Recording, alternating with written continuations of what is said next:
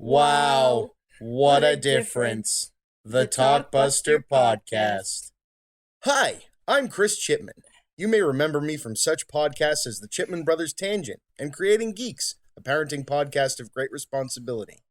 I'm here to bring you back to the late 90s, early 2000s, a time of Amrays and clamshells, a time of late fees and VHS tapes being replaced by DVDs, a time of stale gumballs and overpriced candy.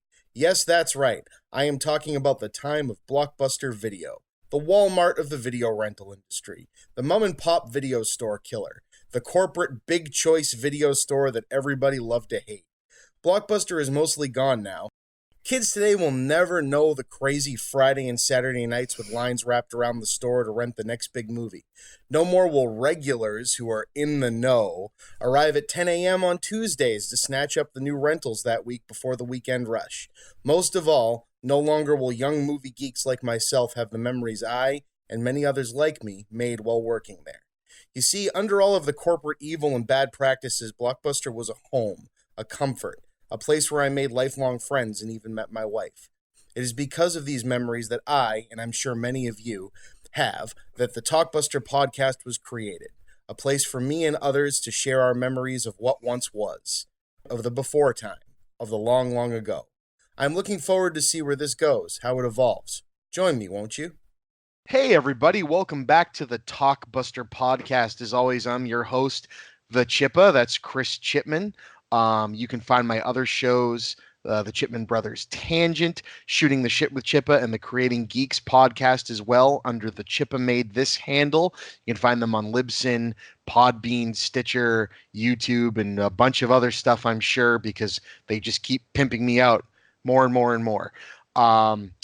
Really quick, want to do a little bit of housekeeping and thank my $15 or more patrons, Mason, Christopher Finnick, my mother, Patricia Chipman, and Hugh K. Campbell Jr. Hugh Campbell goes by Green Goblin on Twitter, and he was also a guest on one of the earlier episodes of the Talkbuster podcast. I would also like to thank a brand new patron as of yesterday or today. I'm recording this on the 26th of June, just to let people know. A new $5 patron, Mark Gadosh. So I haven't had a new patron in a little while. So that's awesome. Thanks. Welcome, buddy. Hope you enjoy. And tonight's podcast, as a lot of them have been, are brought to you by the Geeks with Shields podcast, your place for all things good and nerdy in this, the darkest timeline. I am back, well, for the first time on the Talkbuster podcast with a guest who was recently on Shooting the Shit with Chippa. So I'd like to welcome back Kaoru Negisa. Hey, how's it going, Chippa? Good, and did I pronounce your name properly this time? Kaoru. Kaoru, I really apologize. That's okay. I think Debbie mispronounced your name 2 or 3 times talking to me about you too, which I thought was funny. Very possibly, yes. I am really sorry. Kaoru. Okay. And is it Negisa? Yes. I'm sorry. I really apologize. Don't worry.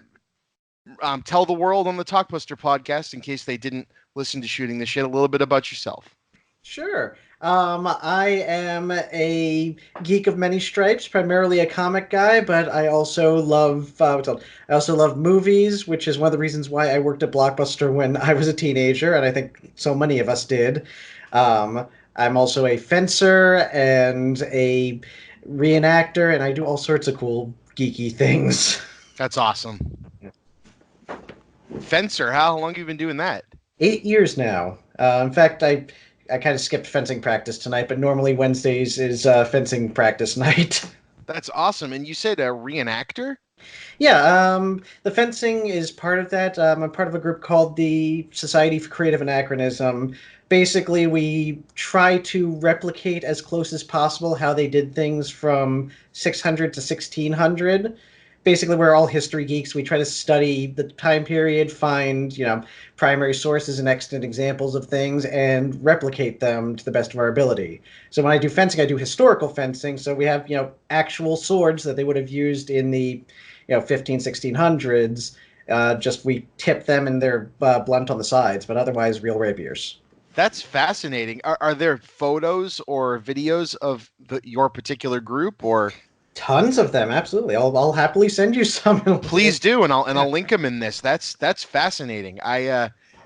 It's taking like a, I wouldn't even call it. It's kind of like the alt version of what LARPing tries to do, but real world kind of thing. And I know there's people around here, that do a lot of the pioneer time and Revolutionary War reenacting, but yours is a particular brand of interesting that I haven't heard too many people around here that do that. So that's really tons cool. of them do. You are in the Kingdom of the East. It's one of the larger by population kingdoms. It's a worldwide organization. This is fantastic. Yeah, check out sca.org and you type in your zip code and it'll bring you to your local group. It's a family organization, so you can bring the kids and the wife along if they're interested. It's really nifty stuff.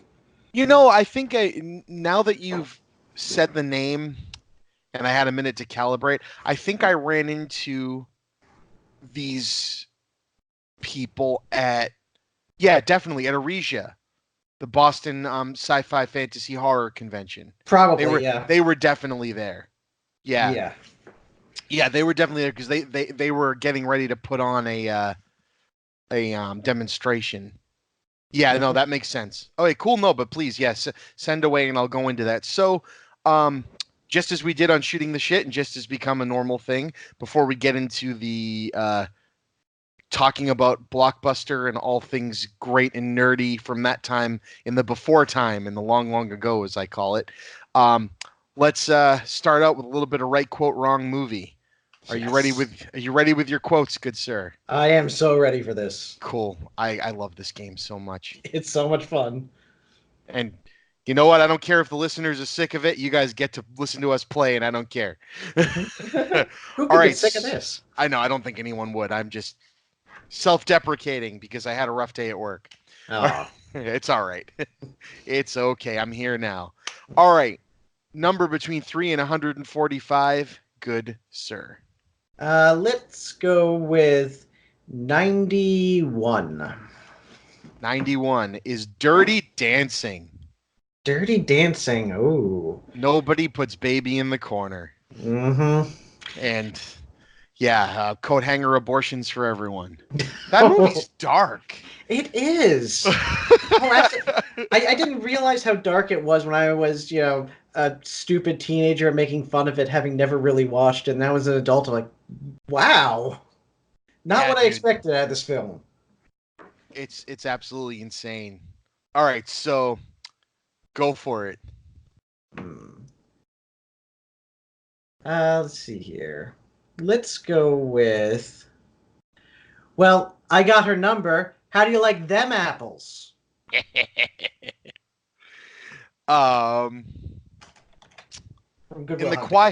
In the quiet words of the Virgin Mary, come again, snatch. Ooh. Those are both really good. They are, yeah. I don't know. I'm gonna go with. I'm sorry, I got to go with mine on that one. I just think it fits a little bit better. I'm on the. No, yours is great. All right, cool. Then round 1 to Kaoru. Round 2, pick a number 3 to 145. 58. 58. Pulp Fiction. Ooh.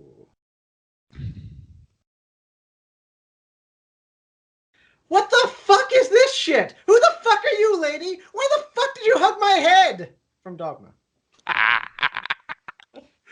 I'm going to go with this shit will make you a sexual tyrannosaurus, just like me.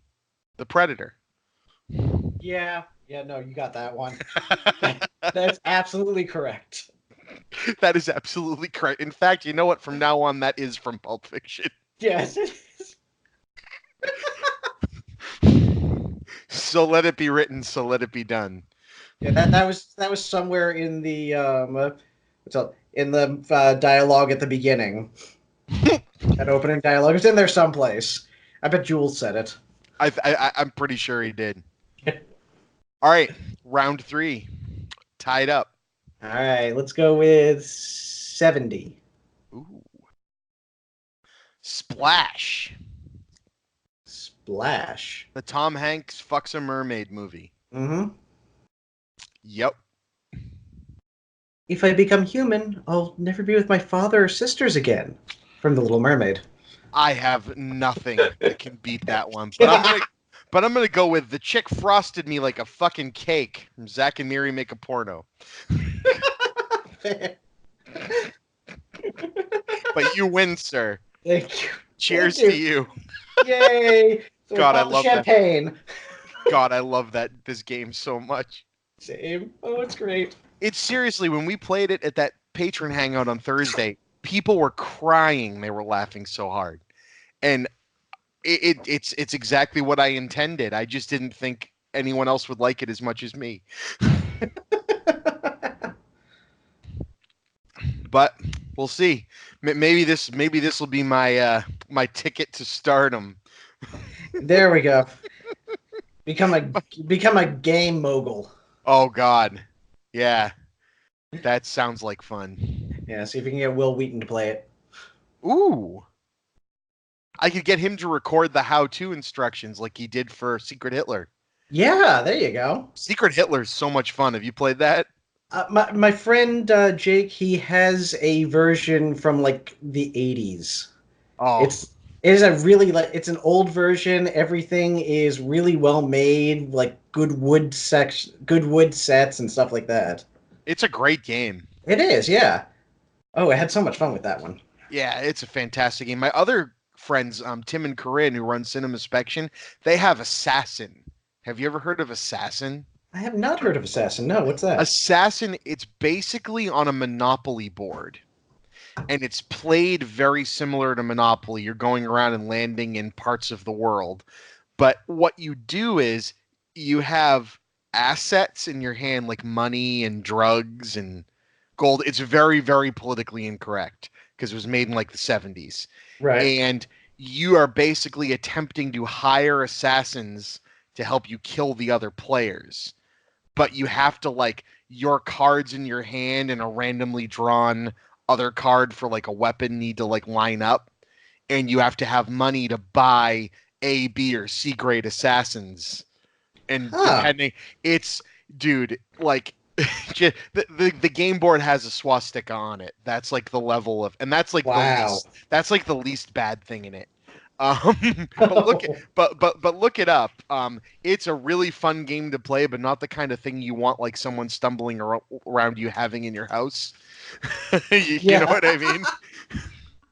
Seriously, yeah. But so I just walks in and finds your Nazi Ouija board, and it's like, what the heck? Exactly. And let's just say that the Middle East cities or countries are I'd say if we weren't living in the political climate we were living in right now, like if you looked at this game 5 years ago, you'd be a little bit more surprised than you would be now. Fair. But yeah. Yep. Guy in a turban riding on a magic carpet with an AK-47. You know, that kind of stuff. Yeah, it's bad. It's really bad. But it's a lot of fun to play. Cool. So there's that. So anyway, welcome to the Talkbuster podcast. Let's go through the motions. What where are you? I know we did this on Shooting the Ship. We'll do it again here. Where are you from? And what was your experience growing up with video stores? Let's see here. I am currently in Orlando, but I am originally I grew up in Coral Springs, Florida. Yep. And my experience with video stores, they were just a staple in my life, kind of as far back as I can remember. We used to go to the local Blockbuster when they still had a Betamax section in the back. Nice. Yeah, for all the Betamax players out there. My parents had a Betamax player, and we went away for a 2-week vacation in New Hampshire and came back and someone had broken into the house and all they stole was the Betamax player. And my dad was, and this was after Betamax had fallen out of favor. And my dad was like, so nothing got taken. Oh. Fair enough. Yeah, the first movie I remember us renting was Back to the Future. And It had a tracking problem, so we had to bring it back and get another copy. Let's see here. Does anyone, by the way, a statement that you just made, I don't think we've talked about tracking problems on this podcast yet. Oh, really? Do you want to describe to I'd say, anyone born after 1992 listening to this that might not know what a tracking problem is? Sure. All right. So, a VHS tape had a roll of film in it, sort of like a camera, with all the little all the little frames on it. And VHS players sometimes they wouldn't be calibrated right, so you would essentially see the middle of a frame, or you would be in between two frames at the same time. And as a result, you would get these weird lines going across it, and the picture would just keep moving up and down, trying to kind of calibrate properly. And sometimes it was the VCR, and you had to actually like play with the tracking button because that was a thing. And Yes, it sometimes was. it was just a problem with the tape, and I don't know what caused it, but there would be a problem with the tape, and you would just get these weird lines, and basically you would be seeing different parts of the frame, or the frame would be like the bottom half of it would be off center from the top half. It was a mess. After a while, near the end of life, VHS players auto-tracked, but Yep. that was fascinating. It had the little line that would go back and forth on the bottom. Mm-hmm. Yeah, it's. I don't think there's too many, and then you have your old, cathode ray tube TVs where you have to buy the RF adapter to hook up your new DVD player or video game system because it doesn't hook up the way your old VCR did. Yep. Exactly. I had to learn all over again how to do them. That was pretty fun. I saw a thing earlier. Someone was attempting to hook an old VCR they had found up to an HDMI TV, and so they like made this rig that they'll sell you the parts for to like take an old RF adapter and rig it up to work with an HDMI adapter. And I'm like, wow, the world has gone full circle. Oh man! Might Sorry, as I well didn't try to mean to put it. interrupt No, you might as there. well try to get a Laserdisc player hooked up at that point. Right? That's the other thing, people when DVDs first came out, people were like, where are they getting all these special features? It's like they were all on the laser discs. Yeah, yeah. Oh, I remember. I remember. My school had a Laserdisc player, just one. It was in the library, and classrooms could rent it. And they had, I'd say, a dozen Laserdiscs for it. Most of them were just, purely educational stuff, and that's what they would. I think they had like one movie, and I can't remember what it is right now. But yeah, it was weird. It was a weird time. Laserdiscs are strange. But Awesome. So you were saying, yeah, sorry, you were talking about yeah, Betamax and tracking problems. yeah, Back to the Betamax. future. Yeah, but yeah, renting movies was just a part of what my family and I did. It was, on weekends we would go and wait in that enormous line to get a movie of some sort. It used to be we used to do mostly favorites, and then it became new releases. But I remember getting The Fly when I think I was probably 4 years old, and my father may have rented it, and terrified the hell out of the scene where he rips the dude's arm off. Yep. Terrified the hell out of me as a kid. I couldn't watch it anymore. I remember renting Bill and Ted's Excellent Adventure with my dad. Woohoo! And I still remember the trailer at the beginning was Winter People with Kelly McGillis. Uh, Wow. yeah, and there was an ad for a contest that Vision Sports did where you could win a skateboard from them. So yeah, and then basically fast forward through my life, I was a teenager, and it was time for me to get a job, and the first thing I thought of was Blockbuster.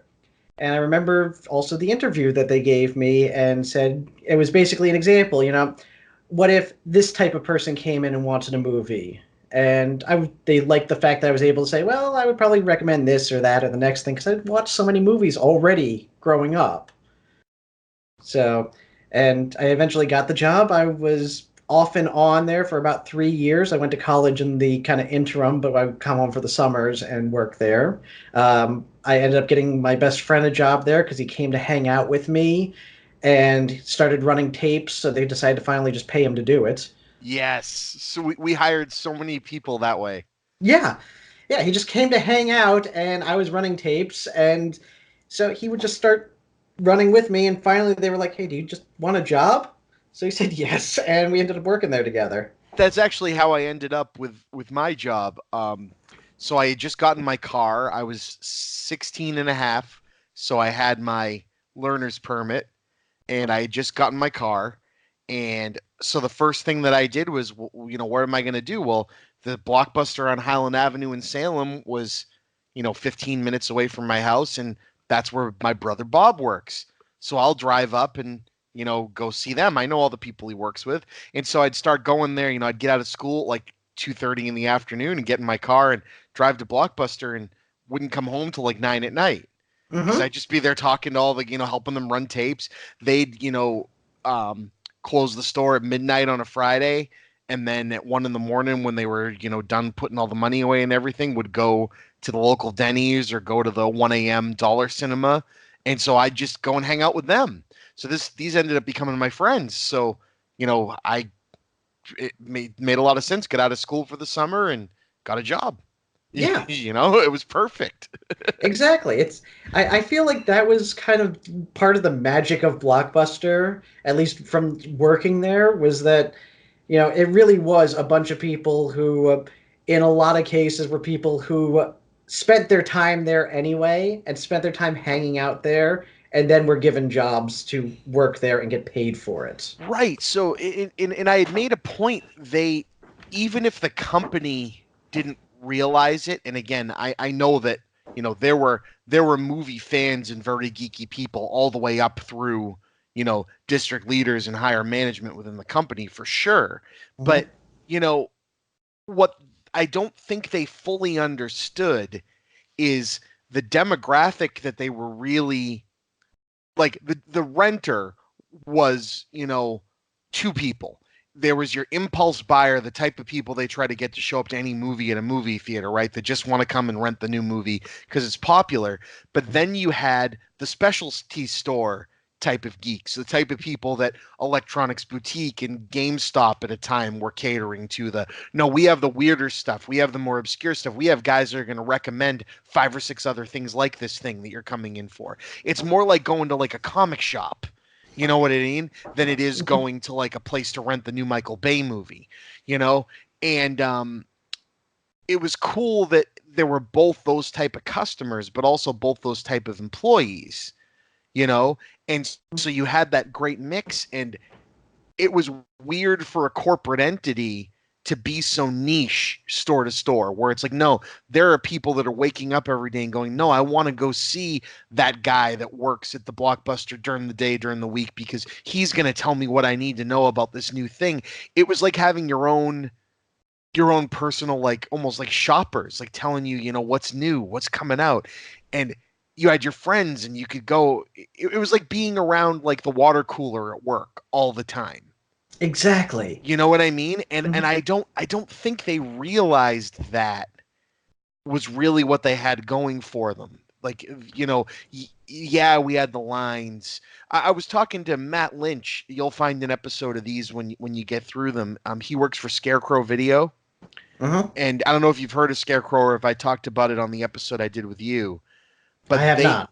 They have 140,000 physical copies of movies, from Betamax to Laserdisc to VHS to DVD. Wow. And they are now a nonprofit archive. They carry themselves as having more titles than even the National Archive does, because they have some things that have just been kind of lost to history. Like they have the only copy of it, right? Damn. And they're still a video store, just nonprofit. And he worked there, and you'd expect that interview to be, that's the kind of guy who would be like totally anti-Blockbuster. But no, he had these wonderful, the same kind of things about the local Blockbuster around there. He goes, there's a place for everyone. The mom and pops and the Blockbusters, it wasn't really as much of a battle as you'd like to think. We were all just kind of elevating each other while the industry was dying. It was, yeah, because some people only had access to the mom and pop. Some people only. So he's like, I'm not going to sit here and shit on streaming, because streaming's allowing people to access movies that they never could have accessed. They didn't have a Blockbuster or a local mom and pop even. So it's actually making it so more people can see this stuff. And I was like, for a guy that works where he works, he had a very interesting point of view on it. Yeah, Definitely. And yeah, that I agree with that kind of sentiment. It's like, everybody's suddenly into Evangelion now that it just hit Netflix, Mm. which and that makes me so happy because I used to buy Evangelion tapes when they hit every 2 months at Suncoast Video. And it was Yes, like that's where I 30, bought them too. yeah, it was like $30 per tape, but you did it anyway because it was such a weird and wonderful show. Oh, it was fantastic. Yeah. So it's great to see people like really getting into it. This is why this is why I despise like gatekeeping Yes, because why would you not want somebody to be into a thing that you think is cool? right, Yeah, right. even if they're just casually into it, who cares? They think it's cool too. That's great. Right, and I think that's what made Blockbuster great is it was like an anti-gatekeeping kind of place. Yeah. There I don't remember me or any of my friends not there was an excitement in showing people stuff. Like if you had someone that came in and rented, like Blockbuster would get, animes in from time to time. And so you could be like, "Oh man, if you like this, we don't have it, but if you go to the mall and go to Suncoast, they have Evangelion. I bet if you like Ninja Scroll, I bet you'd really like Evangelion. You should go check it out." And people kept coming back because they got recommendations like that. Yeah, plus, the fact that Blockbuster was corporate and was so mainstream meant that it was almost, and I hate to put it this way, but kind of a trap for the Yeah. mainstream people to get cool stuff. One of my favorite things, people would be like, "Hey, I'm looking for a good horror movie," and I know these people, they always like rent slashers and whatnot, and be like, "Check out Strangeland. I think you'd Oh dig that one." yeah. D. Schneider's Strangeland, and 9 times out of 10, they ended up loving it. So it was one of those I get to point them toward a movie that they might not otherwise see because I've learned who they are and kind of their tastes and figured out a way to get them on something that just is so bizarre and out of the mainstream. Right, And and they then come to they book. and then they ended up trusting you. Yeah. Oh, So that always felt so good. yeah, it was great because even if they like disagreed with something, you'd never really got people that were all that angry. They'd be like, you know what? No, you tried, man. You got me. Like that was, and it's like, oh, that's awesome. Yeah. You know? Oh, absolutely. Yeah. The the only time I the only time I remember people being angry was if clearly something else was going on or they didn't want to pay their late fees. Yep. Like the one Oh dude, yeah. I had one dude come in who had 12 late movies, and he's trying to convince me that somehow we forgot to scan them all. I'm like, 12 movies. We forgot to scan 12 movies by accident. That's what you're claiming. So at my live show, which hopefully will have been announced by the time this episode airs. God, if hopefully the announcement comes tomorrow. But a joke that I'm planning on doing involves me having something that looks like a Dropbox on the stage, and I'm gonna have someone come and return a movie. But because I'm starting the show at 2 in the afternoon, I'm gonna have it be just after 2, so I can go, hey, just so you know, I would have had to check that in, and now it's 2:15. So this is, and I just want to like twist that knife into because these are going to be the people that used to rent from us in Salem. Just to Yeah. twist that knife one more time. Like we had that thing clear at 1:45. Yeah. Every time, every day. Oh man, it's Even on nuts. Sundays when you came in and the flap was open because everything was pouring out. I don't Yep, know how busy was the Salem store. extremely. Yeah, same with the Coral Springs store. We were sometimes in the top 10 in the country for just volume. That's It, amazing. So we yeah. had the Salem, Lynn, and Swampscott stores were all very close to one another. I'd say they were probably within 5 miles of each other. Hmm. And we were consistently the place everyone would come. So we'd get you know what, we went to Lynn and it was a disaster. So we came here. And after a while, we got, I live in Lynn, but I come to you because they really liked us. So we would do asinine business Yeah. like for the area. It wasn't a giant store. It was a big store, but it there were so many that we didn't have to have like one giant store. Yeah. We had Coral Springs had 3 Blockbusters in it. There was the Coral Ridge one, the Royal Palm one, and my store, which was the Wiles one, which was, for the record, across the street from what was at the time the only McDonald's in the world without golden arches. Weird. But Coral Springs sign laws would not allow them to put up the golden arches, so they were the only one. That's weird. It is weird. It was the weirdest fucking thing. There's a couple of towns around here that have a no drive-through rule, so they have the only fast food places without drive-throughs. Wow. It's really strange. That is strange. But yeah, the Wild store was far and away the most popular one in Springs, just because that's where the largest concentration of people was, and we would get people up from Parkland, which is, unfortunately, everybody now knows that city. Yes, it's that Parkland. Yeah. Yep. I went to that school. Oh wow. That was my high school. But yeah. Dude. Wow. Yeah. Okay. But the Wild store was about a mile north of Parkland. Basically, you had the Sawgrass Expressway was the separator between Coral Springs and Parkland, and this was right up the street from that. So what year did you start at Blockbuster?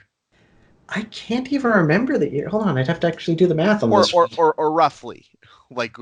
Must have been 99. Okay, so we're right. I was 2000, 2001. So yeah, it was like cool. it was just after the Matrix came out. That was still in the new release wall when I started. Nice. Now, was it when the Matrix came out on VHS or DVD? VHS. Yeah, we had just installed our single bay of DVDs when I started. Oh, nice. And the Matrix was one of the few that we had. Mm-hmm. I remember that. Yeah, I remember having to start that changeover, and for a while, we'd have the VHS and the DVD right next to each other whenever possible. Yep. Yeah. Oh man, that was great. So I have a question for you. Yeah. So, when you did inventory, what movies did you watch? None, I swear. Yeah. No, well, let's see. A particular favorite was "Oh Brother, Where Art Thou?" Good one. Because it just sounds wonderful, and we could all quote it. You'd get like "He's a suitor, bona fide" from the two sides of the store. I'm the goddamn paraphernalias. Clerks, Mallrats, Dogma, Jay and Silent Bob Strike Back. What was another real big one? Pulp Fiction. Yep. We did all those too. Yeah. Oh man, there was a bunch more. Desperado, Once Upon a Time in Mexico. Oh. We just kept going. It kind of stuck around there. Oh, High Fidelity. High Fidelity, that's a good one. Yeah, High Fidelity. Yeah. So, what about you? Well, we a lot of the ones you mentioned, but the one that we would watch every inventory without fail, the first thing we put on is Kentucky Fried Movie every time. Yes. And we would all stop what we were doing for the Catholic Schoolgirls in Trouble segment. Yep. Or Big Jim Slade. Yes, Big Jim Slade. Big Jim Slade will please your woman in ways you could not even imagine. I added Big Jim Slade to my Cards Against Humanity deck. Oh, I'm still working on a Jay and Silent Bob Strike Back expansion for Cards Against Humanity. Cool. Yeah, we saw that movie way too many times. Me and my Blockbuster friends. Mm-hmm. Oh yeah, God, Kentucky Fried Movie. The first time I ever watched that, I was way too young to have been seeing it. Which was the way it was with most of the Zucker Brothers type movies from that era, because my dad just didn't care. He's like, "Yeah, we'll put this on. I don't fucking care." And the Hong Kong with the Statue of Liberty in the shot bit. Yeah, I spit taked when I was like 8 years old when that came up. It's like, I get this. I shouldn't get this. Why this is so funny, and I get it. Uh-huh. Take him to Detroit. No, anything but Detroit. Just kill me. Oh god. Oh man, now I gotta Kentucky watch that Fried movie. Movie is such a good choice. Yeah, it was a tradition, and we couldn't even remember who started it. Like the manager who first put it on was long gone before I got there, and it was just a store tradition. So that was the first thing we would watch whenever we did inventory, and we would just be sitting there quoting the movie as we're just, scanning everything. Isn't like Hava Nagila or something playing during the big Jim Slade sequence? Ah, It's maybe. some like weird like Jewish hymn being Yeah, sung for some reason.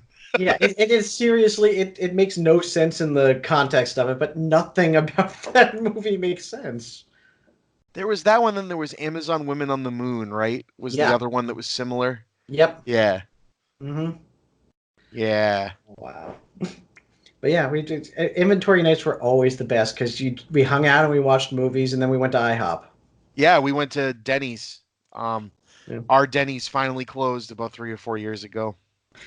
I Denny's was where my friends and I used to hang out just in general, and ours closed also about 3 or 4 years ago due to health code violations, Yes. which was apparently fairly common in places that I ate growing up. Because going back to Blockbuster for a second, there was a pizza place in the same shopping center that was shut down, I'd say a good 5 times due to health code violations. They kept reopening, and I kept eating there because I was a stupid teenager and loved their meatball parm in a pita. And it was just so Nice. it's called Pizza Carousel was the name of the place, and I loved this place. And it was like right by work, so I'd go there and get this food, even though I was probably eating, I don't know, roach carcasses or whatever. Probably. Most likely, yes. We Rat had droppings. let's see. I was in a Shaw's Plaza that later got a Market Basket, and yet the Shaw's and Market Basket both have stayed open. Oh, that's good. Which I don't know if you even Market Basket is a local chain. Okay. Um, they were in the news most recently because they were originally a two-split company. So it was the Demoulas brothers started Market Basket, and Oh. they were, I mean, they were everywhere, and the stores all went on strike because one brother shit canned the other brother out of the company, and the one that stuck around was the one no one liked, and so Oh. the company rose up against him, and in a great fit of it was an amazing story. There were documentaries made about it and all this. It was like a good 6 month process where they finally won the store back, and like none of the delivery people were delivering, so everything was rotting, and so they were giving it out to food banks before it would, and it was this big deal, and then finally it all worked. And to thank everybody for standing up for him, he made everything in the store 10% off for a year, Nice. Oh, and wow. they were already the cheapest place around, and so it was wild. But I don't know how Shaw's, because do you guys have Shaw's in Florida, No, or we is don't. everything like Piggly Wiggly and Publix. Publix, Publix? yeah. Yep, Publix is any Publix. Floridian, Publix Yep. is the way to So go. Publix is like our Shaw's or Market Basket. Yeah. Gotcha. But it's just wild. But then there's also a Target in this parking lot. It's just a weird amalgam of strangeness. And then there was this little offshoot plaza in it with a Blockbuster and a Quality Cuts and a Sherwin-Williams paint store. And that's where the Blockbuster was. But then right next to the Blockbuster was a McDonald's, a Burger King, and a Taco Bell. Well, they, So, so yeah, we were all set. yeah. And the local Chinese food places would know based on the night and who was working. Oh, is this Blockbuster, Chris? Blockbuster Bob? I know what you want. And they're like, oh, all Nice. right, damn. That's um, kind of the best, though. yeah, it was awesome. Oh, I had We to, had another local pizza place threaten to stop delivering to us if we didn't take off the late fees of the owner, which I thought was kind of funny. well, I mean, if that's what they're gonna do, I mean that's just a matter of principle there, because I can guarantee those late fees are cheaper than even one pizza. But okay. Yes. And Mountain Dew Code Red, the Taco Yes. Bell had it on draft, as it were. Yes. And now it's back, thankfully. It is. Yeah. It's not my bag, but I know a lot of people No, who love it. I had to get one because it came back just to bring me back. Oh, I'm You sure. know? Yeah. We Yeah. drank way too much of that on top of drinking way too much booze during inventory. Yeah, us too. Us too. It was bad. And I was 17. Oh Same. God. Oh, it was awful. Man. Another thing that was in the complex with our Blockbuster was Baskin Robbins that my friend worked at. Ooh. So she would come by and bring me like chocolate blasts, and I would rent movies for her on my account. It was a really good symbiotic relationship. It worked out really well. Now, do you still have Baskin Robbins down there? Oh yeah, there's one like within walking distance of my house. Ours combined with Dunkin' Donuts up here. Oh, well, yeah, obviously, yeah, us too. Like everything. Oh, it did down there too? Yeah, it did down here too, but I mean, it's still they've still got the Baskin Robbins stuff. Good. Yeah, the Dunkin' Donuts has kind of phased out the Baskin Robbins up here. Well, We're I mean, kind of like Cold Stone Creamery. yeah. Well, I mean, it's New England. You guys are Dunkin' Donuts nuts up there. Oh my God, dude. I dated a girl from New Hampshire. I know. There's a street near my house that literally has, and again, this is a street that you could walk across. Like it's not like a busy, and they needed to put one on each. There's literally across the street from each other. That is awesome and It's probably weird, necessary, dude. Oh, extremely sure. necessary. Yeah. Extremely necessary. Yeah, we have a lot of Dunkin' Donuts. It's Yep. not a joke. Oh yeah, I remember again. I dated a girl from New Hampshire. I remember visiting up there, and it's the morning. Got to go to Dunkies. Within the last 5 years, maybe a little bit longer than that, as soon as the sports teams started doing well Yeah. again, and Duncan got the tie-in with, oh man, it just has taken off. I believe it. Gotta love the recreational drug use that is caffeine. Mm-hmm. Anyway, yeah. So Blockbuster, yeah. Tell me some more stories. We made it into inventories and eating roach-filled meatballs. Yeah. All right. So this is got to be the weirdest thing that ever happened at my Blockbuster. Okay. So it's Sunday morning. Myself and my manager Mike are the only two working because Sunday mornings were usually pretty slow for us. Now, what I used to do was I used to, empty out the box and I would organize everything before running the tapes. I knew people who would just like run the tapes all over the store and I thought those people were crazy. So I'd sit down on the ground and just start organizing everything to make sure it went where it was supposed to go. So as I'm sitting there, I suddenly hear yelling. And I'm like, wait a minute. It was like I had zoned out. I hadn't heard anything, and I heard some woman yelling. And I Uh-oh. poked my head up, and apparently, so this is what happened. The woman had rented a video game for her son. It was summer vacation, like the beginning of summer vacation, and the game was scratched. So my boss, Mike, was like, well, just go grab another copy and we'll happily switch that out for you. And then she starts on a tear about standards and about how she doesn't want another one. She wants this one to work. Oh no. And Mike's saying, I'm sorry, there's nothing we could do. If you want another copy of the game, go right ahead. If you want another game, go right ahead. And the kid, this poor kid, he must be 7, 8 years old, is sitting there saying, Mom, please, I just want this game. It's fine. And she is going off. Knocks over one of our candy stands and goes storming out. And then she tries to come back in, and Mike's like, "Ma'am, I'm calling the police." She says, "Oh no, you call the police. I'll be waiting here for them," because I guess she thinks that we committed a crime. So You she committed waits a up. crime by having bad standards and not realizing your game was broken. Oh no. Yeah. So she sits outside waiting for the cop. And I'm like, what? And at this point, I'm not running tapes. I'm just watching, baffled for minutes. I have no idea what's going on. She's really gonna stick it to you now. Yeah, like the trailer tape is just a drone in the background as I'm wondering what the hell's going on, and Mike's wondering what the hell's going on. As the cop is approaching, she bolts out to meet him in the middle of the street and starts yelling at him about what we did, pointing at us. We can hear her through the window, sort of, like it's muffled, but we can hear her pointing, and the cop's trying to get her to calm down, and she will not calm down. So eventually, the cop starts basically turning on her. Like, ma'am, you need to calm down right now. She's like, and I hear her just yell out, fuck this! Go bolting for her car. So now the cop's like, no, we're going to talk this shit out. Meanwhile, the kid is still standing, like outside. Like, she was going to leave her kid behind. I don't know what the hell was going on here.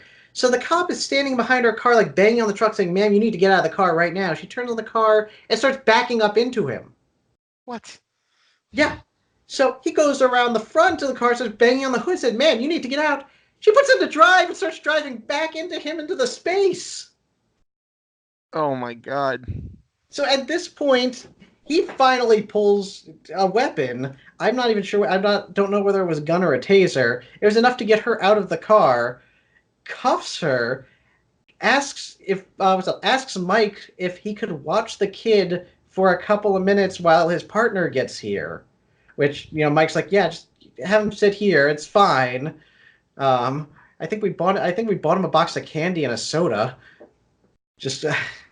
And eventually, she eventually came back in and apologized. Apparently, she was just, having a bad day and took it out on us. But that was the craziest. I could not believe what happened there. That was straight up curly fries. I did not understand it. Straight up curly fries is definitely a good explanation for that. Thank you. People, dude. It was amazing how it was usually the explanation. I was just having a bad day, and for some reason, people's bad days, they just had to take out on us lowly little clerks, I guess. I don't know what, you Blue and gold were like to a bull. It was like, you get that so many times. It's like, I when I was a manager, I would always say, if someone is mad enough, right? Like where it's not just that they're annoyed, like, you're actually look like they're going to get aggressive. That's what I'm here for. Like, yeah, you know what? Your late fees are gone, dude. Do you want a free rental on top of it? Like, it's not worth you murdering someone in my store because you had a bad day. Yeah. Like I'm not making money off of this. Yeah. Might I recommend falling down? Yeah. What's wrong with the street? Yeah. Yeah, so she almost ran over a cop. Yeah, twice, kind of. Because your video game didn't work. Yeah, exactly. We ended up not putting that game back on the shelf, for the record. And I mean, like, I remember, like, trying to go out of my way to check things to make sure they weren't scratched visibly. Still, we were kind of told not to do that, but we did it. Yeah, I loved the people that said, get me another one out of the back room. I know you have more. I'm like, no, I really don't. Yeah, you do. I don't think you know how small that back room is, sir. Yeah, no, you do. You guaranteed it to be here. You're just not giving me one. I'm like, no. We're out. We put the movies on the shelf on Tuesday. If you came on Tuesday, you'd get one. You're here on Saturday at 9:00 at night. Yeah, I'm surprised there's anything here for you. Yeah, I'm surprised Pulp Fiction is still here. Yeah, Yeah. Man, go through the kids and family sections. Maybe there might be some dregs there. Yeah, maybe. Yeah. Maybe the off-brand Disney movies will be there. Yes. We might have a copy of Ants left, and we won't have A Bug's Life, but we have Ants. Yeah. Man. So, another thing that was actually kind of another one of my managers, whose name I can't remember right now, but he's the one who first introduced me to the Die Hard as a Christmas movie concept. Oh, yes. And It so is. It is, yeah. But he ended up moving Troll 2 from horror into comedy, like in the computer. So Troll 2 was flat out just in the comedy section of our store. I love it. Yeah. Oh, it kind of is. I mean. Oh no, it 100% belongs there. Yeah, that was the correct place to put it, but it's one of those. Yeah, I did not see that coming, but yeah, good. Well done. Although if I saw like a family trying to rent it, I think you want a different one. You want a Yeah, different yeah. comedy. Yeah, you definitely want a different comedy. Maybe Yeah. you're more Harry and the Hendersons people. Yeah. I still remember one time my mom rented me.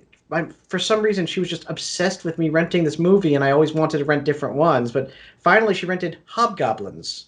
I Ooh. don't know why. She doesn't remember either. But I remember like 3 or 4 times we went to Blockbuster, and she desperately wanted to rent this movie because she thought I would like it. And I watched it. I'm like, what? What am I watching? What is this? And it ended up. This was before it was on MST3K. Yep. This was like a good 2 or 3 years before it hit MST3K. I watched this. I'm like, Mom, why did you want me to watch this? I don't understand. Do you know, I've unironically seen Santa Claus Conquers the Martians before it was on Mystery Science Theater 3000. Really? Yep. That is an accomplishment. Yeah, I don't know how I ended up seeing it. I don't know if it was like a grandparent that just had it. You know what I mean? Like Yeah. unironically, and they're like, "You should watch this. This is a kids movie." Uh, It's technically true. Technically, it is true. That is a thing that was filmed. Yes, it is a movie in the strictest sense of the word, and there are kids in it. Were you guys allowed to have a favorite section? Uh, No, an not employee, like an employee employee favorites. Sorry, yeah. Um, yes and no. Our store did not. However, the other stores would occasionally like adopt us. The other stores in Coral Springs would adopt us and let us put stuff in their employee favorite sections. Oh, that's really cool. Yeah, it Yeah, was we kept so having nice. ours taken down on us. Really? Yeah, corporate would Why? come in and go, "You can't do that." And we're like, "What?" But how are they going to know what our favorite movies are? I don't think you Exactly. understand, sir. I really, really, really need to get people to rent this copy of Dead Alive that we happen to have, even though Blockbuster isn't supposed to have it. Come on. Yeah. Oh, you also had a version of Dead Alive that you weren't supposed to have. We did, yes. We had a version of Dead Alive we weren't supposed to have. We had the only copy that people could find for rental of the original Wicker Man in the area. Ooh. Yeah, that was a good one. That That movie's incredible. Yeah. Oh God, I love that movie so much. Um, yeah, so yeah, employee favorites. What's cool, I was talking to the folks at the Bend store. Not only do they have an employee favorite section, but they design their own cover box art for it, Oh, that is which so I think is neat. really cool, Oh, I love that. That is so right? great. Yeah, I think that's a super cool idea. Like not only is whatever Fight Club, this guy's employee favorite, but no, he drew his own cover for it to let you know that it's his, and it's like that's super cool. That is, yeah. Yeah, I Wow. really wish we could have pulled stuff off like that. That would have been awesome. Yeah. Yeah, that was the only problem with having one of the more popular stores was corporate was always kind of swooping in to check in on it, like, you guys still doing really well? Yeah. You would think it would be the opposite, but no, they're always there. Yeah, it was all they didn't do the squeaky wheel needs the grease at that company. They did the we're gonna make it harder for the ones that are doing well to do well. It Yeah. was very strange. I'd see when you get through some of the other episodes, you'll hear me talk to my friends. They split us all up. We were doing so well, our numbers were so good that they felt there's no way that there's not something fishy going on here. So they split us all up, and lo and behold, nothing fishy was going on. We just really liked working together, and Wow. it was never the same after that. I'm Um, sure, yeah.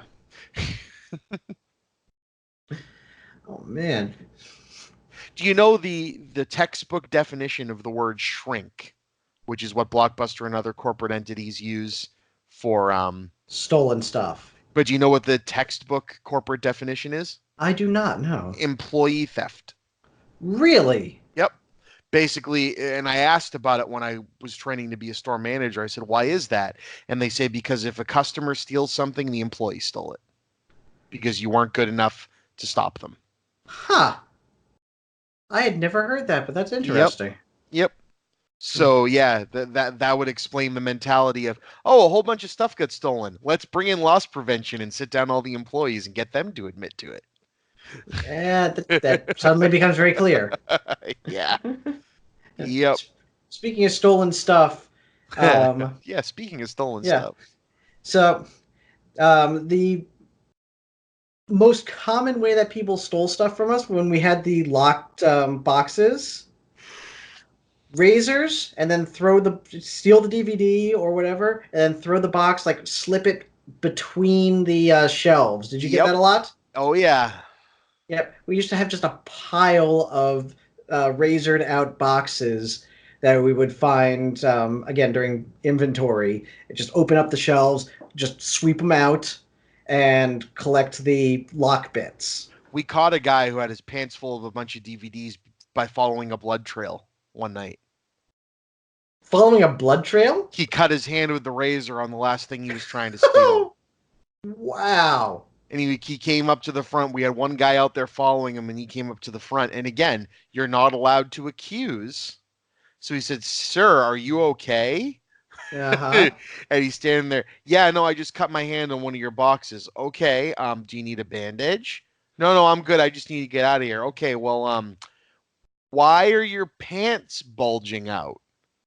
Like, and why does it look like you have DVDs in there? "Okay, fine." And he gave, like, "We don't want those back now. They're covered in your blood, man." Like, Yeah. what the fuck? Wow. Yeah, dude, we had some weird ones. Yeah, we had one person who was trying to steal stuff by strapping it to their ankle with rubber bands. But they didn't take him out of the box, so when they walked through the scanner, it started beeping. They're like, "Oh, could you just kind of walk back and do that again?" That's strange. Hold on, let us take your tapes and we'll just walk them around here. Oh, huh? And finally, they broke down like, all right, fine, and took him out of, like, lift up their pant leg and gave us back our DVDs. I'm like, thank you, sir. Did you guys ever have a situation where you hated a movie so much that you had a lot of copies of, where when you did a field destroy pull, you know the pulls were, okay, this movie is selling so poorly that we're not even going to try to sell it as a PVT. You're just going to flat out, destroy it out, and you had to put it in a bag and bring it to the garbage. The corporate didn't want them back, but you also weren't allowed to take them, quote unquote. Mm-hmm. One night we did one right before an inventory, and so the bags of them were out there, and I don't know what it was. I was bullshit about something, and I showed up for the inventory and I said, "You feel destroyed Blair Witch Project 2 tonight?" They were like, "Yeah, there's like 100 copies of it in that bag." And I stacked them all up and grabbed a hammer from the back room and just started beating the shit out of Blair Witch Project 2. We were elbow dropping them, we were playing frisbee with them. It was bad.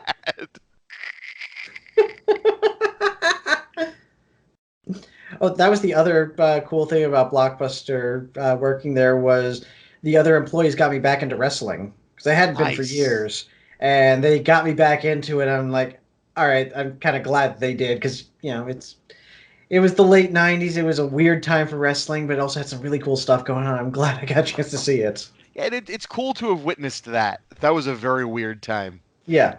They would put that on the DirecTV when we were shilling DirecTV. They would put that on Sundays as the wrestling previews. And... So I had someone on the show recently who was at Blockbuster more recent than you and I, and it completely broke their brain that we ever shilled DirecTV, because when they worked there, it was all Dish, because it's when Dish had bought them.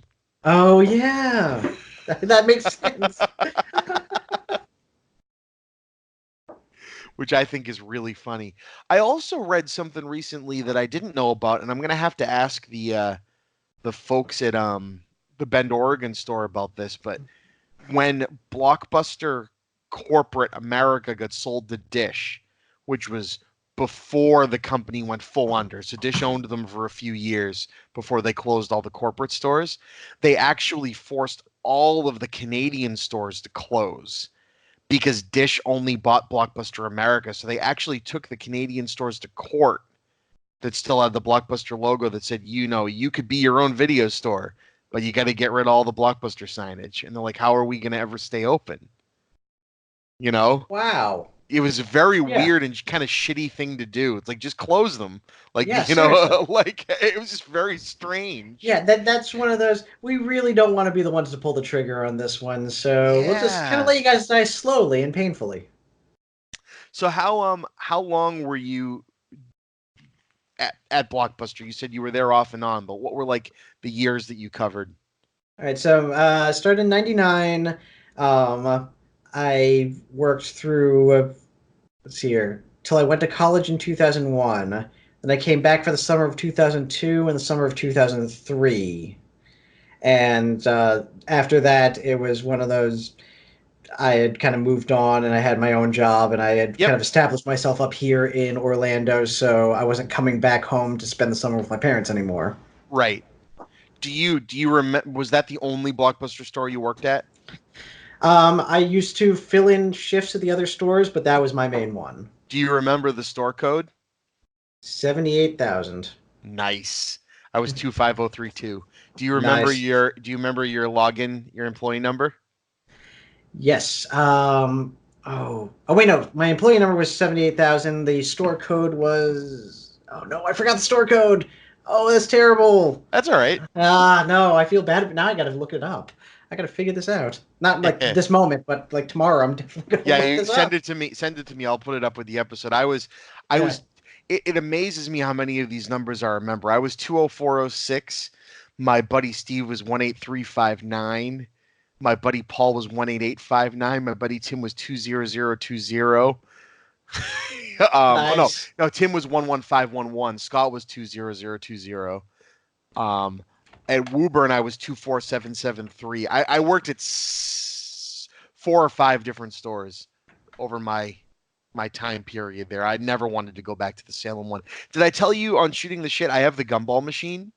No, you didn't. You do? That's awesome. Not only do I have a Blockbuster gumball machine, I have the gumball machine from the Salem store where we all worked. When they closed in 2014, my brother came to my birthday party and said, "Get in the car, we're buying you something."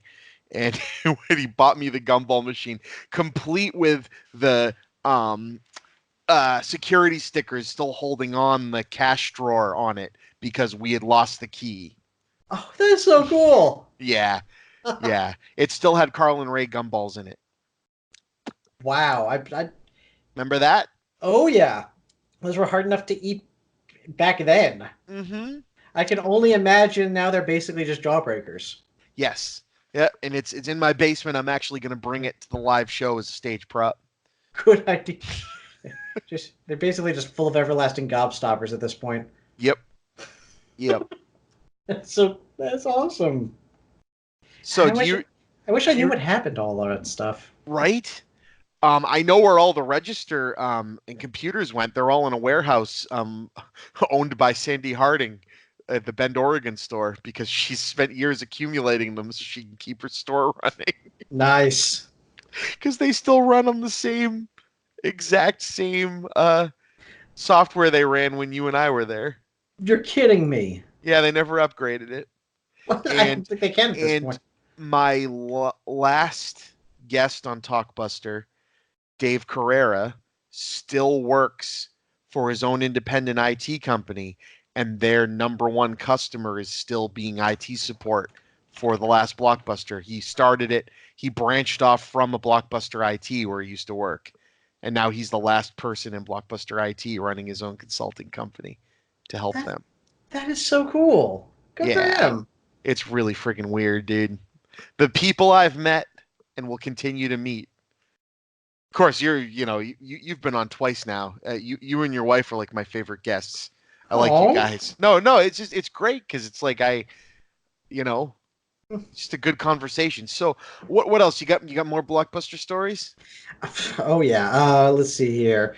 There was the time that my best friend, who was work at the time, his girlfriend came over, and we are getting close on closing, and we thought the store was empty. So he got her to say over the intercom, "Dave is a sex god," and then like 3 young girls popped their heads out from around favorites wondering what the hell's going on. Like, why are you here at 11:45? But can we check you out? Could we get that scanned for you, please? That's awesome. Yeah. Tell no one. Tell no one what you've heard and seen here. Yeah. Did Hey, you we'll guys? give you one of these for free. How's Did that? your stores ever do the thing where they decided it would be a funny idea to stay open till 1 a.m. on Fridays and Saturdays? Yep. Oh yeah. So tell me this.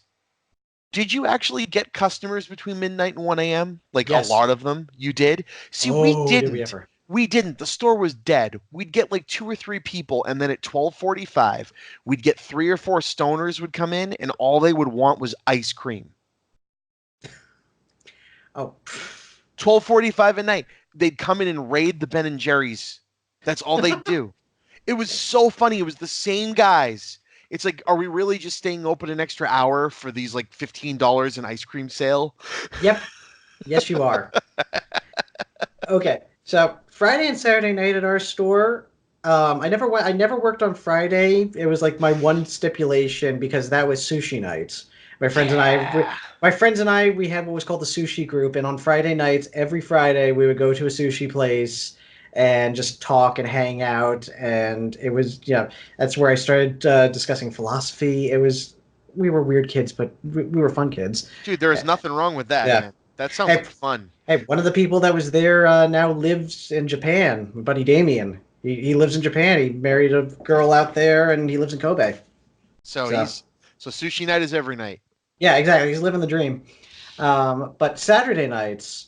All right. So Saturday night at the Spring store, the line would come in from the entrance, go around the new release wall, the entire new release wall, up through the middle, between the favorites, and then to the register, and it would stay that way until 12:30 a.m.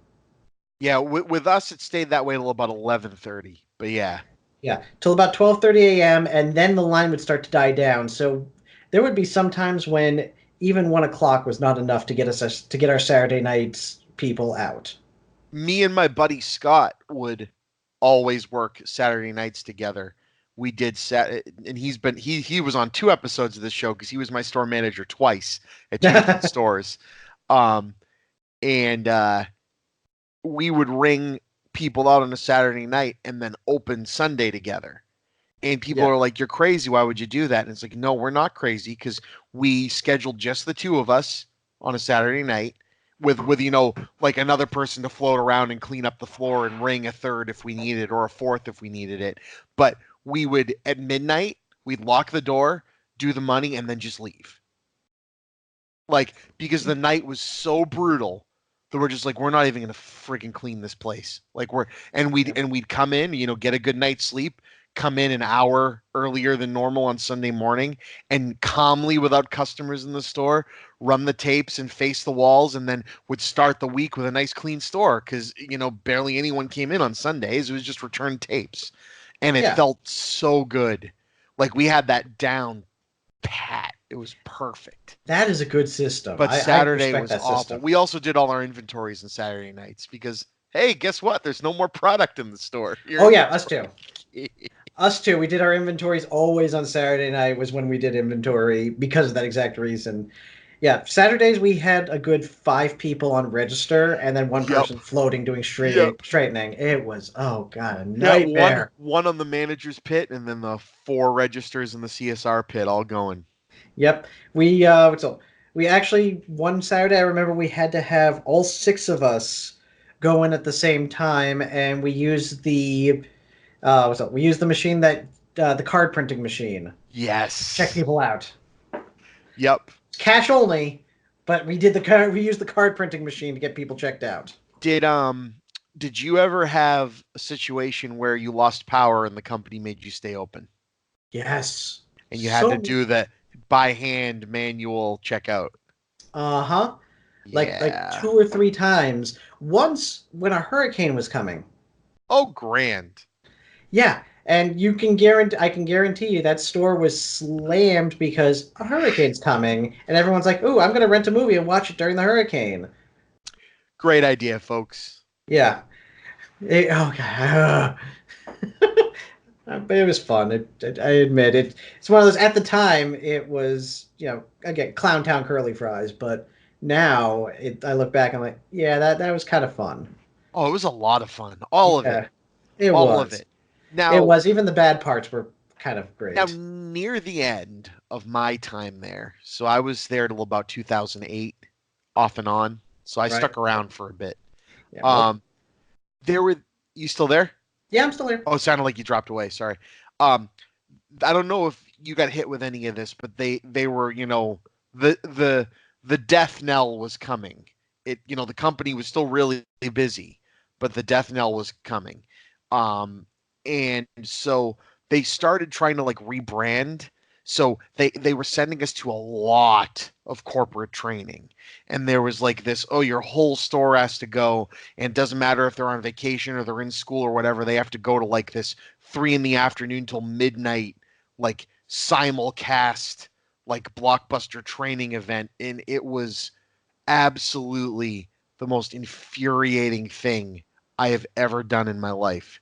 And I was in residence life in college. Like I've been through like just BS like team build event. This was the worst one. It was just, and the whole thing was, we're going to start having carts to run the tapes, and so we need to make sure that your whole staff understands their limitations, and then you're going to leave with like your cart set up for your store. And I'm just like, oh my god, please make this stop. and, Wow. and were you there during any of this? I was not. No, when I And then left they was just when they were starting to do the Netflix style okay. through the mail DVDs, and you can return it to the store. So this came with, so the running the tapes was now on a cart, and below the cart there were like things for the floater. You actually had to have a floating employee on who was called like the entertainment specialist, and he walked around the store with like he had a lanyard he had to wear around his neck, and in the lanyard were like um rewards program membership information to sign up, and the movie pass that they were doing, or sign up for blockbuster.com and get your first month free if you do it in the store.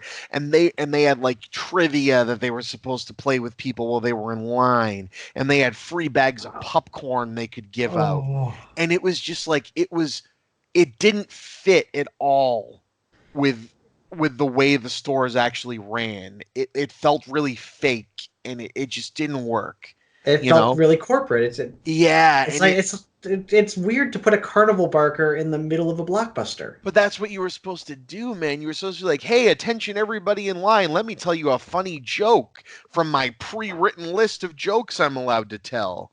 You know? Yeah. It's like, oh my god, dude. It's like And I get it. Like I get the idea of, okay, you have a cart, so if you have the movies on them and a customer asks, where another movie is, you can stop. That part all made sense. You know what I mean? But also our customers loved seeing us carrying the big stacks of tapes and like yelling at each other, I bet you can't do 42, and they uh-huh. thought that was funny, but Yeah. I don't know. Oh no, I'm right there with you. It's it was a matter of pride to see how many tapes you could get like under your chin and drop in your arms as low as possible. We used to make up stories with the titles of the movies too, which was kind of cool, like while you were running them. Wait, hold on. What do you mean? I don't think we did like this. like you'd have, like um I can't even think of a great example, but you'd have, you'd look at the top movie as you were going to put it on the shelf, it'd be like adaptation. It's like, adaptation was a monster's ball of Titanic proportions. And you just said Oh, fun. people would be like, it was a lot of fun. Uh, Oh, that sounds awesome. oh man, Monsters Ball. We wrote in giant Sharpie on the side of all those boxes, Halle Berry's Monster Balls. Just so when the person came in on Monday to face the shelves, they'd see the boxes and die laughing. And Nice. it worked. Of course, then we had all these cardboard boxes in the middle of the store the night before that said Halle Berry's Monster Balls on it. But hey, Yeah, whatever. do you remember? I don't know if this was in your time, but we had a couple of times where movies were released early accidentally. Mm-hmm. And so us as employees would buy out a couple before we sent them back. One of my favorites was the movie, I forget what movie it was, but there was a movie, I think it was Sahara, had the trailer for Spider-Man with the two towers in it. Oh, And yeah. all those copies got called back, but a couple of us bought them. Yep. Ed Wood also got a release that it wasn't supposed to on DVD that we had to send back and get replaced, like a Criterion collection. Fear and Loathing in Las Vegas, the same thing. Yeah. Oh, I remember that one. Yep. Yeah, we had, and yeah, I think I bought one of those, and the manager that talked to me, the Die Hard manager, Yep. he bought one of those too. Ooh, and the Family Man got sent back because the cover box art had the two towers on it. Yeah, that's right. Yep, I remember that one too. That was some weird stuff. It was, yeah. No, one of the best parts about working at Blockbuster though was you get first pick of everything. Yep. I remember when the Jaws 2 DVD special edition came out. We had 2 copies. I can guarantee. I can tell you for a fact that our customers never had a chance to get one of those. I bought one, and another employee bought one. I remember. I still have it. At the height of video games, because again, I didn't work. Video games kind of started taking a downturn just because it's expensive. Like even Blockbuster started getting hit with we don't really have the turnaround on these to get the quantities. But Metal Gear Solid 2 was such a giant release when I was at Blockbuster. I remember we got something like 250 sale copies of this thing. Wow. And they were gone the first day. Oh, yeah. And yeah, I just remember opening the boxes and being like, wow, it was amazing to see that many copies of a movie, let alone that many copies of a game. Yeah. It blew. I remember that too. It absolutely blew my mind. I remember playing that game in pre-release, in fact, because my house was the hangout house, and I didn't own a PS2, but a friend of mine brought his over and just left it there because that's where we were all hanging out anyway. And we just played through Metal Gear Solid 2, and I remember wondering what the hell happened. I don't even think I can explain what happened at the end of that game. No, I don't remember the end of that game. It was a great game, though. It was, yeah. It was a lot of fun. I loved playing it. I remember our one rental PS2 was never available for rental because we had it set up in the back room. Oh, so that's what was in the back room that you totally could have gotten for that one customer. Yeah, I could have gotten them the rental PS2. Yeah, yeah. We had a rental PS2 set up in the back room, and we played Grand Theft Auto 3. Yeah, like just go on. I'm going on break. I'll take over for the last person. All right, playing through it. Yeah, we had the N64 in the background or in the back room. Nice. Did you have a Pokemon Snap machine? Yes, we did. Oh, we just screwed around with that so damn much. So what else you got? I love these stories. Keep them coming, man. All right, this is my favorite show I do. I can imagine. I can see why. Did you do the thing where you would buy like the powdered candy thing and dump it into water to get flavored water? Yep. Oh, did you ever have Nerds Rope eating competitions? Yes, we did. Fucking things. Yep. We would do it with only one rope, and the idea was to get to the middle first, and it could get awkward. Let me tell you. But that's amazing. That's like doing like the scavenger hunt and having 5 people on your team and telling them all to take a bite out of a donut at the same time. Yes, exactly. Oh, there's so. I'm trying to think what else happened there. All right, so one of my managers, Travis had a specific philosophy. You had to be like a shark, always moving. He was the only manager who did this, and we despised having to work with him because basically if there wasn't something to do, he's like, find something to do. Otherwise, he would find you something to do. So I can On nights when Travis was around, I would literally just walk up and down pretending to straighten boxes just so that it would look like I was doing something. And like keeping an eye out for Travis. Whenever he popped around the corner, I would very obviously, now that, in hindsight, I thought I was so clever at the time, start straightening a box, any box, even if it was perfectly straight, like a little to the left, a little to the right. To his credit, he never called me on it, so good for him. Thank you. If you're listening to this, Travis, thank you. But it was be like a shark, always moving. As long as we had the appearance of always being active, that was fine. Yep, I remember that. Mm-hmm. Let's see here. We had two guys working there. The manager Mike I was talking about, he was a Navy veteran, and then we had a Marine there, and the two of them going at each other was hilarious. Oh, that must have been awesome. Yeah, Mike's telling stories about how I remember going to mess, and the Marines are already lined up. They got books in their hands, they're all upside down. I don't know what's going on. And then the Marine says, "Oh yeah, how's that boat that you guys drove to actually take us to our jobs?" Yeah. I used to hear that a lot from them. Oh yeah. Naval guy used to tell the Marines to climb something. It's like that's all you guys are good for. Go climb something. Go climb something. Have a random aside to that. I had the privilege of going to a Marine graduation at Paris Island. Oh wow. And I, not a military person myself, but my what would the word be? Nephew, I guess, who's not my nephew anymore, but he was through marriage for a little bit. Right. We went down to see him graduate, and it was extremely impressive. It was extremely impressive what they do down there.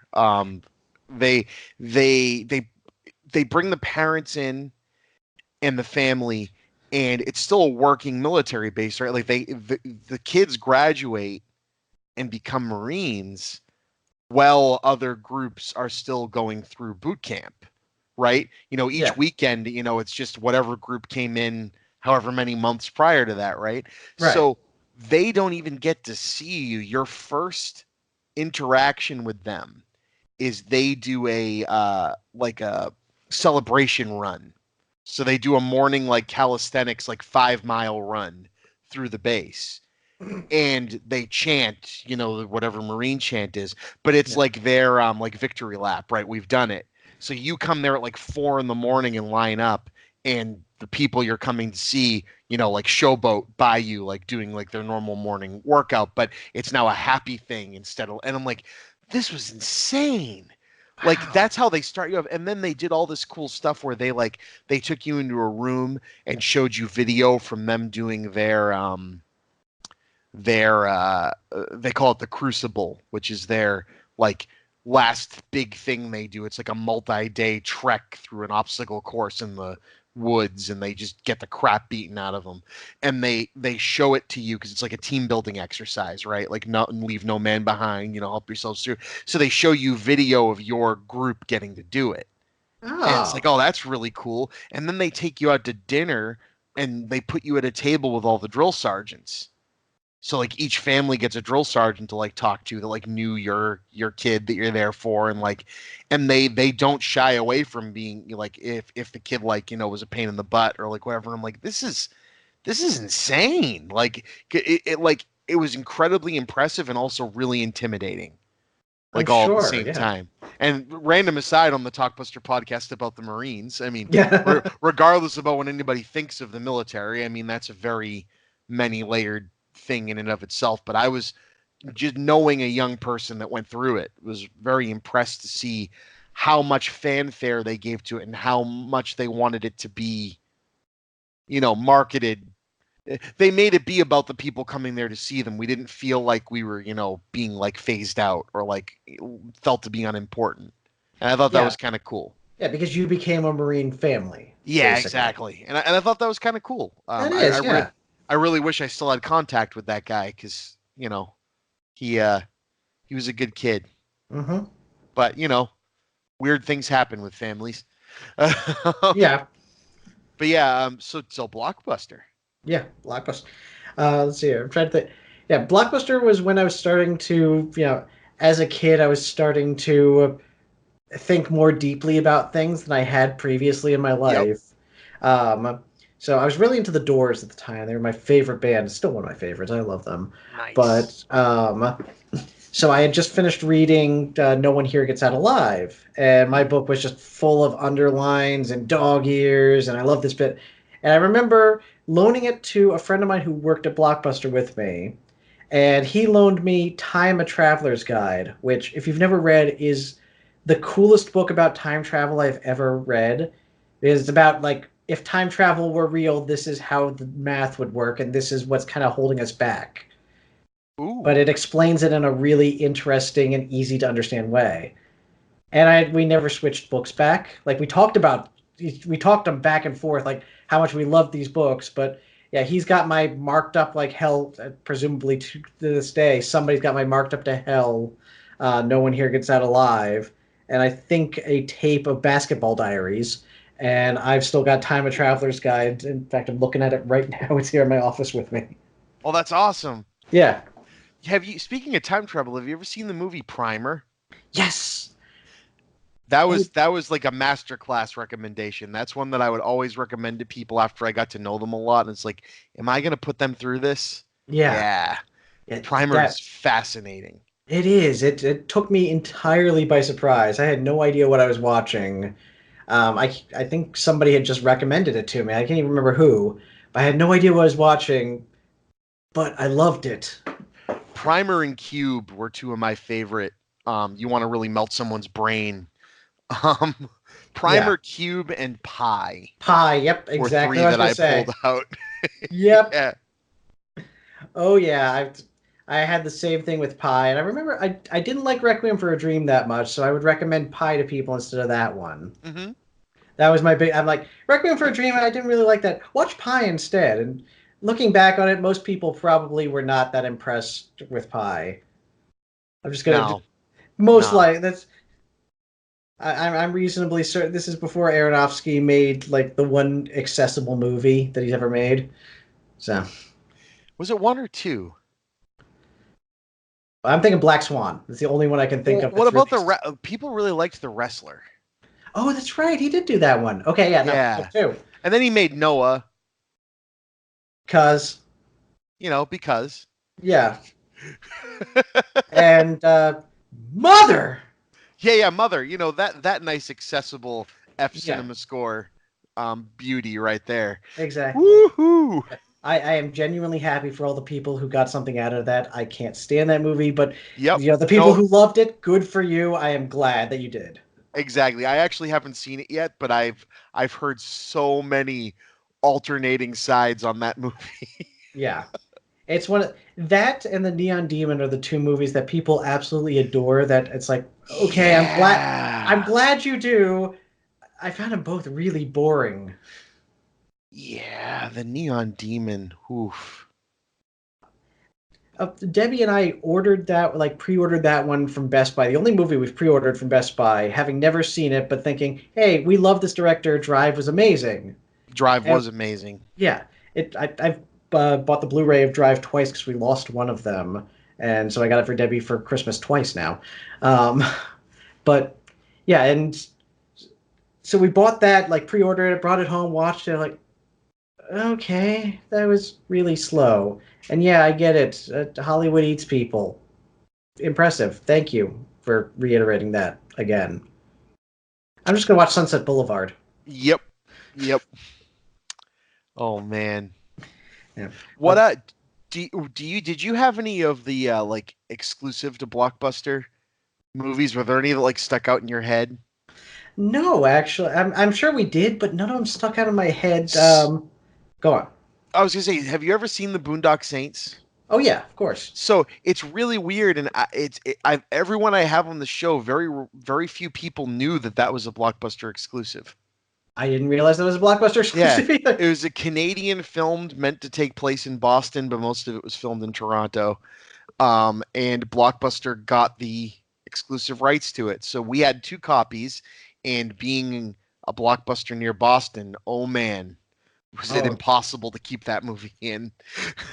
I'm sure, yeah. Oh, we went through that one like crazy as well, even down in Florida.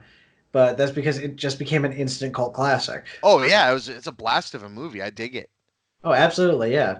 It's I didn't realize I liked Norman Reedus until years later. I'm like, Yep. oh wait, I've liked him for years. Yep. He was in that movie. He was in Boondock Saints.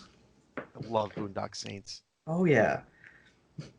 Oh, that was great. Yeah, I can't remember what else we had on Blockbuster exclusives. I remember around the time that I started working there was when AFI was doing all of their 100 lists. Yep. Yep. So we used to have the sections specifically to, point those out, and those were great. Yeah, you'd get like the little cardboard runner under the movie that you'd put. This is on AFI's top 100. Ooh. Exactly, yeah. Oh, but I watched 100 Years, 100 Laughs, and then started working. What's up? And then started working maybe a week or two later. So I went to the training store, and obviously at the training store, you're not allowed to have your 5 per week yet. But I think the manager let me use his 5 so I could start watching these because I made a list of movies I really wanted to watch on that list. Yeah, that's one of my biggest things I miss, was getting to go through all the classics. Because Yeah. Blockbusters had an incredibly good mix in that favorite section. I'm not really sure how they did it, actually. Yeah, the favorite section did not seem large enough for all of the movies that they had. Yeah, they did a good job. And that was one of my favorite things. My 5 rentals were they were rarely for new stuff. I mean, they were definitely for new stuff before it came out, Yeah, obviously, but I pre-releases. wasn't going and deep diving the new release wall. I'd go home with like 4 or 5 favorites, and just be like, oh man, I'm just gonna blow through Hitchcock now because I've never seen these. Okay, let's do this. Same. Oh yeah, absolutely. And that was kind of the best thing about working at Blockbuster was if I could go back and like get one thing out of a Blockbuster and bring that to the present would be 5 free rentals a week. Because Yeah. it was one of those, and that's why I feel like I am a more well-rounded person, a more well-rounded movie viewer today, and I like a lot more things because I had the opportunity to watch those movies when I was younger and when I was working at Blockbuster. Right. It's, I found that like people would say, well, don't you have a better ability to do that because of Netflix and things? And it's like, okay, well, Netflix and things have a pretty good library of availability, but it's not constant. Things go away, things show back up. And also, there's something about making the commitment to take something home that Yeah. forces you to say, okay, I made the time commitment. I drove here. I paid for this, or I got it for free, but I made the commitment to this. I'm going to sit and actually give this movie a chance. And like same thing with a movie theater, right? You go to see a movie. I don't know if you're the kind of, I've never been the kind of person that'll walk out on a movie. I don't think most people walk out on a movie. You paid for it. You're going to stick it through. Yeah, I did once. Right. Hollow Man. Yeah. Oh, fuck that movie. Yeah. But on Netflix, you can just go, you know what, this isn't doing it for me. And I have, an unseen to me because I pay a monthly subscription service, amount of investment in this movie. So you know what? Fuck it. No, I'm done. I'm going to move on to something else. Yeah. And you don't do that when you have a physical copy of something. You just don't. Yeah, exactly. And, plus, when I was working there, it felt like I was improving myself as an employee. Yeah. It felt like I was making myself a better CSR because I was sitting there, I'm learning more movies, I'm learning more things that I can use for the other people. And, with Netflix, yeah, I mean, yeah, I can watch anything, but who am I doing it for? Right. And that's a rental store. It's such a cool thing because you were doing that and you actually felt pride in it. Yeah. You didn't feel it was like because you weren't going home and watching them and getting paid to watch them. Do you know what I mean? Yeah. But it was pride in the fact that I'm learning more about something that I love, and it's also what they're paying me to do that you couldn't get like at a Best Buy. Like at a Best Buy, you're not trying out the product, like unless you're investing money in owning it. They're not letting you take a PS2 home and play with it, to Mm-hmm. tell people. So it's a different sort of thing that there's no comparison really out there. No, there isn't, and that is what we sort of lost with the loss of the rental store. And I'm not one of those people that's down on streaming. I'm not, No, no, I Spielberg. I love it, but Yeah, hell no. but Did you hear Spielberg's thing? yeah, Actually, a did you hear little bit. did you hear the announcement? Which one? He's apparently found um some sort of necessity now, or something he found good about streaming, and he's producing a horror show on some, it's either Hulu or Netflix or something, but he's going to only make it time of day available. So depending on the region you're in, it's only going to be able to be viewed at night, which Uh-huh. I think is a really fucking cool and a very Spielberg kind of idea. Because his whole thing, of one of his biggest things, was in a movie theater, you can control the exact experience that someone's going to get, the lighting, the sound. At their house, you can't do that. That's why he's always been kind of one of the slower people to unveil special features. And, his movies used to just never come out on rental, right? It took forever. Yeah. Right. And it's because of that, he's the auteur that wants to control the way you see his movie. I get it. So he found a way to do that with streaming. I'm going to produce a horror show that's intended to be scary. So I'm going to make it so you can only watch it when it's dark outside. That It's is a like, cool that's a idea. really cool idea. But anyway, sorry. You're not down on streaming, is what you were saying. Yeah. No, I would say I'm not down on streaming, but you do lose something when what's all. And yes, the accessibility is a good thing, and I am glad that it exists. But on the other hand, it's a shame that we don't still have those sort of rental stores, and they can't exist simultaneously side by side with it. And that kind of makes me sad. In the same way that I'm going to be sad when local comic shops eventually go the Yeah. way of the dodo. As many problems as they have, and as much as the direct market sort of strangled comics in a way, it's still something pretty amazing about being able to go someplace and talk with people and share that sort of passion without it having to be a big convention or something like that. Right. I mean, I have never had a particular comic shop that I frequented enough, at least I thought, for the people to like know me. But they put a really cool one in. But I've always gone to comic shops. Yeah. I was more just like hang out and check stuff out.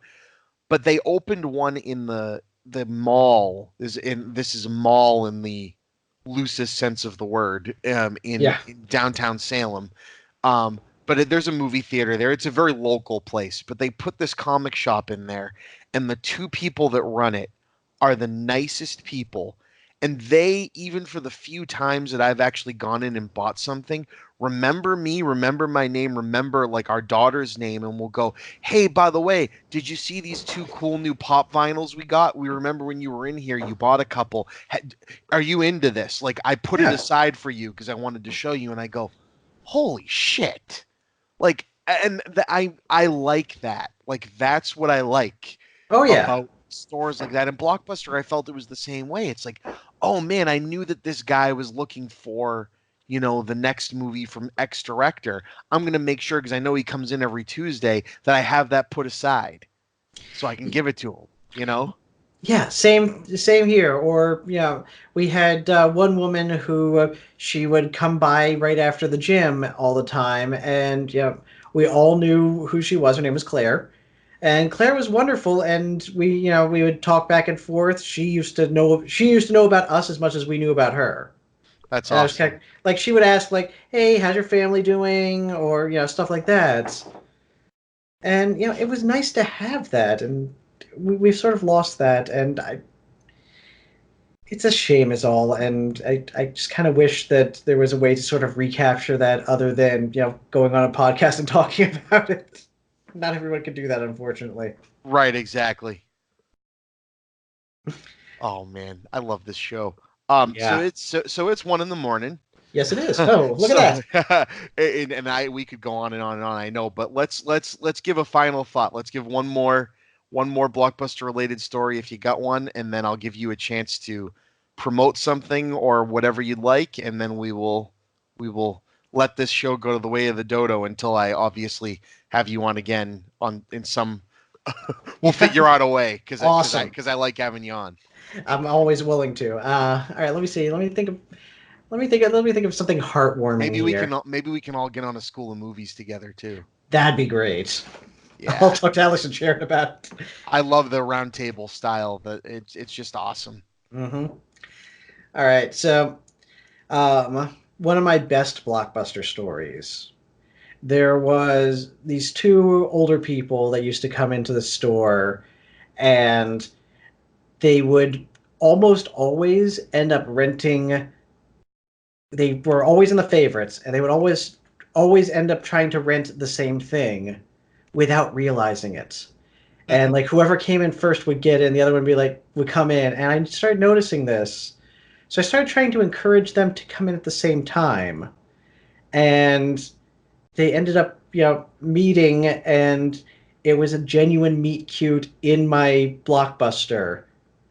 And they must have been in their 60s or 70s, and then they just started coming in together all the time, and I think they started dating.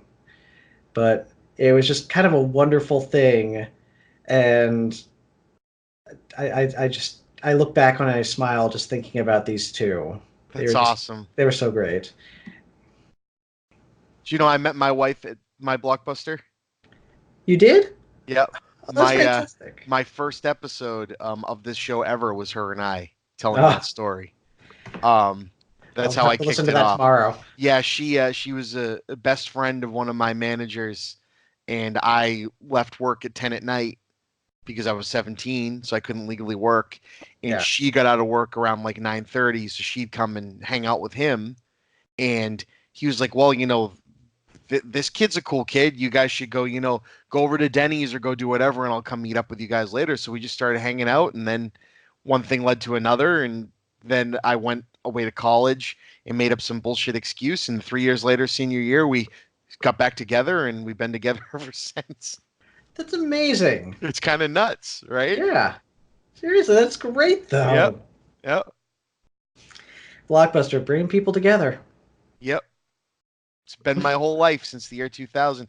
And that's another reason, like the fact that you and I, who we did not work at Blockbuster together and basically met verbally for the first time 2 weeks ago, were able to talk for almost 2 hours about a shared experience. That's the whole reason I did this show, is because I found every time me and my friends would get together, it would inevitably turn into conversations about Blockbuster, not even out of like sad nostalgia, out of good nostalgia. Not like, oh, this is this thing and our lives aren't great anymore. No, it's out of like, and this is why we're such good friends. Yeah. Yeah, and it has a bittersweetness to it. It does. It's the song Walk Away from the Bill and Ted soundtrack. Oh, yeah. Yeah. Oh, I can't wait for Bill and Ted 3. Me neither. I am so excited about that. Cool, man. Well, we can leave it at that high note. Do you have anything you have going on or that you want to remind people of, or do you want to just point them to your YouTube stuff, whatever you want, man? Sure. I'm basically working on two kind of major projects. There's my personal thing, which is Sequentially Yours, which is a deep dive into comics. Talk about, we do close readings of comics, talk about comic movies, the whole nine. Go to sequentially-yours.com for that. And I've also been writing on a horror YouTube show called Something Ghoulish. Nice. Just go to somethingghoulish.com. That'll bring you right to the YouTube page until we get the website rolling. And they also have a podcast, which I'm not on, but is very, very good. So those are the two things that I'm involved in these days. Okay, man. Well, again, as I thanked you on Shooting the Shit and as I thanked you here, thank you so much for being on the Talkbuster podcast. Thank you for having me. This was so much fun. And to everybody, thank you for making it a Talkbuster night or day or whenever you're listening. And please be kind, rewind.